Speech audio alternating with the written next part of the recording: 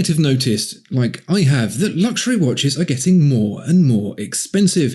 I certainly know my wallet has complained about it, but that doesn't have to be a problem, because there are more and more watches available right now that are actually very, very affordable.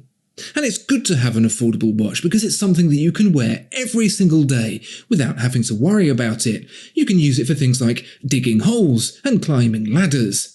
So today I'm going to look at 3 different watches that are $100 or less.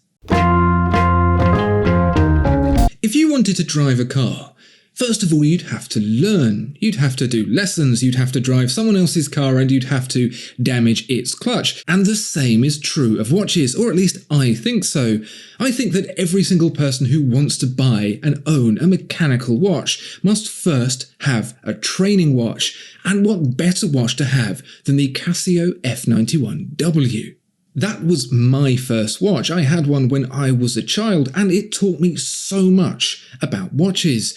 It taught me that time goes faster when you're having fun, and it ticks by very slowly when you're bored. It taught me that my wrist actually gets a different size in summer to in winter. And it also taught me not to freak out if I smack it against something. Actually, it hasn't really taught me that. I still freak out when I smack my watch against something, but owning a Casio F91W is a rite of passage. It is like basic training for watch ownership. This is my watch. There are many other watches like it, but this one is mine. So let's have a look at some of the specs. The case and strap are both made in resin, so it is very, very hardy and will take a good beating.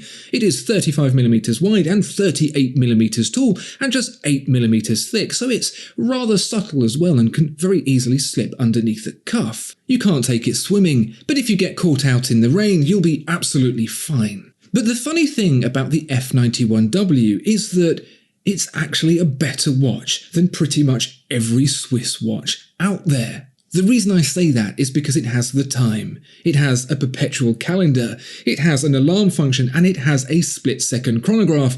It's basically a grand complication, and there's not a Rolex on the planet that will do all of that. It even has, instead of lume, what Casio calls microlight.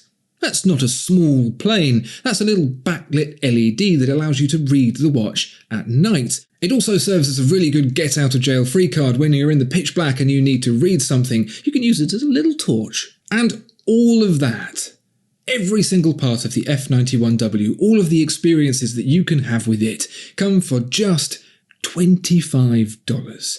That's it. $25, nowhere near our $100 asking price. You could buy 4 of them and wear one on every single limb. So once you've worn your F91W for a bit and you're feeling a little bit confident, you can upgrade from boot camp and buy yourself a metal version of the watch, the A168WA, and that'll cost you $50. Still half of our budget. If you're feeling really flash, you can go for the F91WS. It's a little bit like a Richard Mille, except the difference is no one will hate you.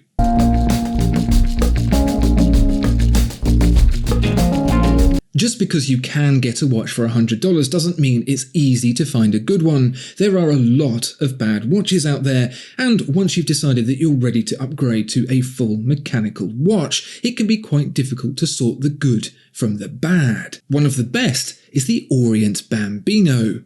Right, you might be thinking that's a watch that costs $200, but if you look around, you will find that they are available discounted for closer, if not $100. You just have to be patient. If the F91W is like your basic training watch, the Orient Bambino is your upgraded trainer. For pilots, you might know this as going from the basic trainer to the jet trainer. If the Casio also taught you a number of different things about owning and wearing a watch, the Orient Bambino turns that up to 11. It has an automatic movement with a 40-hour power reserve, so it teaches you that if you put your watch down and you don't wear it, you'll have to wind it up again and reset the time.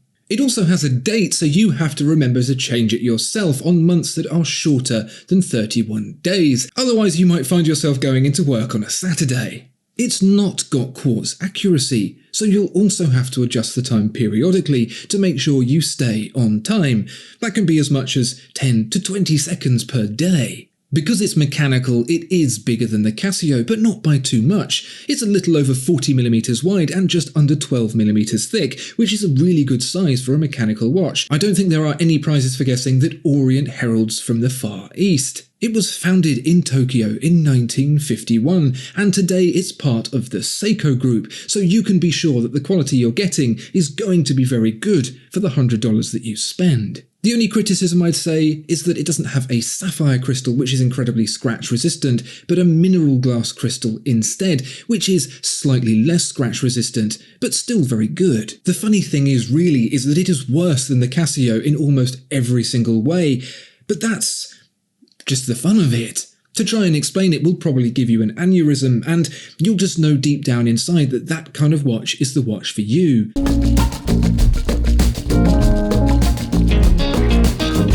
For our last watch, if you're thinking that the Orient Bambino looks a little too delicate for whatever activities it is that you're going to get up to, then let's try something a little bit different. We're going to stay in the Seiko group, but this time we're going to look at Seiko directly for the SNK809 Seiko 5. The crazy thing about Seiko is they make every single kind of watch, from $100 all the way up to $100,000.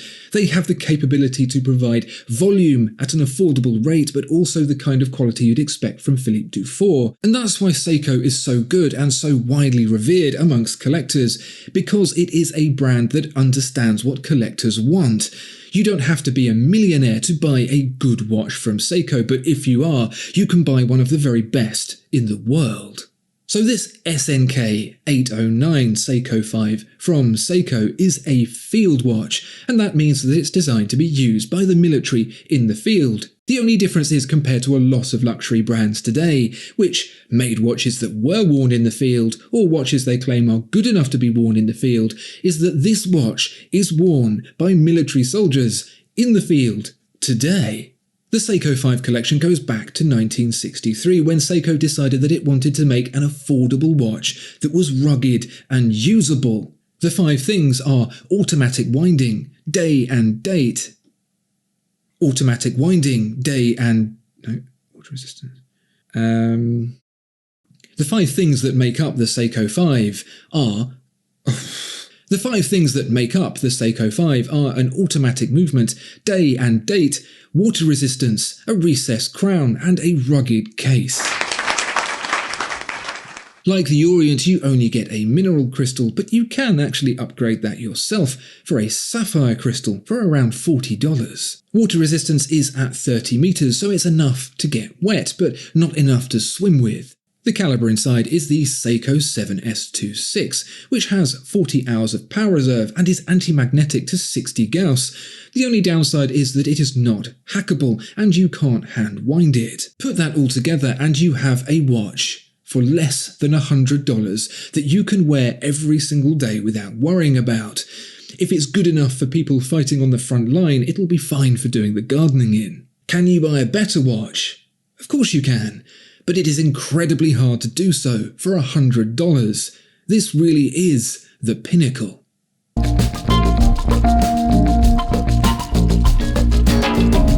I hope you enjoyed this look at 3 different watches for less than $100. Perhaps you had a favourite, or perhaps you have another suggestion. Please let me know in the comments below.